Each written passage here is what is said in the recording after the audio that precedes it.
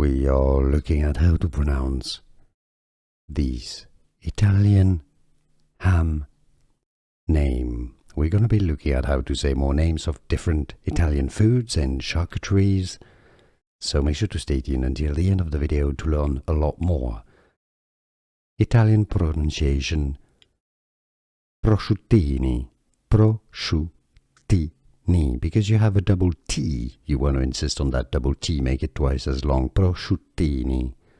Prosciuttini is how it would be said in Italian. In English, you can say it as prosciuttini. It's easy, right? And now you know. Like this video if you found it useful. Appreciate the support. It helps. Thanks for that. More videos for you here to learn more correct pronunciations.